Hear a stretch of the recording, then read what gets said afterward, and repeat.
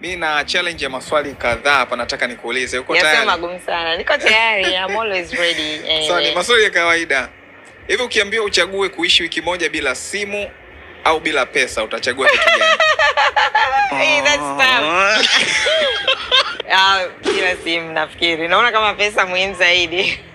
Hivi ni maamuzi gani magumu ambayo umewahi kuyafanya na yakabadilisha kabisa maisha yako? Kuna mtu nilimpiga chini. Yaani ningeendelea na wewe mtu ningehisi ningepotea. Nilimpiga chini mtu nikaanza upya. Yaani kumpiga chini nikapiga block, yaani sikutaka chochote yani.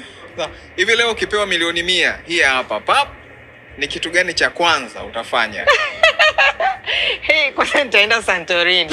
Maana ni visiwa ambavyo natamani kwenda. Najua watu wengi wangefikiria mambo ya investment na nini, ndio sawa, lakini cha kwanza nitaenda zangu Santorini kidogo, nikaupe mwili pole, nikawaambia hongera kwa kutafuta na kupata hela nyingi hivyo. Nitaenda zangu kupumzika kula bata.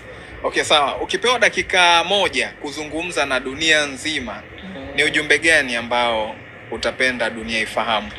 Ujumbe ambao nitapenda dunia ifahamu, mimi nasema kwenye kuanguka kuna kuanza upya.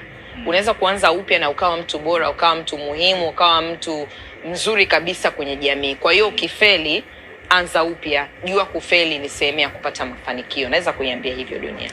Hivi kazi yako imewahi kukuharibia mahusiano na marafiki zako?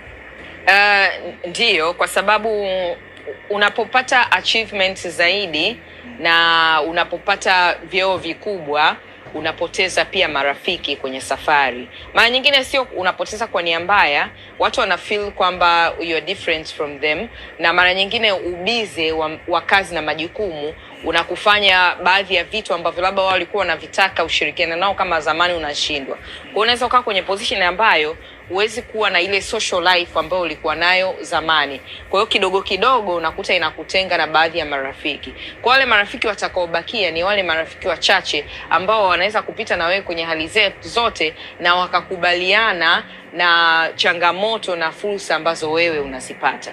Kama ungekuwa na uwezo wa kuchagua superpower, ungechagua superpower gani na ni kwa nini? Huku kwetu imani za uchawi zinaonekana kama ni kitu kibaya, si ndio? Ni kitu kigumu.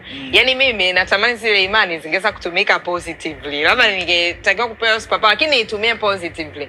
Yaani iweze kunitoa hapa kufika hapa New York City, sehemu ambayo nilikuwa natamani kufika. Kwamba nipate ungo uweze kunifikisha huko. Sawa, nakushukuru sana Ana. Asante sana. Unyama ni mwingi kiukweli. Sawa.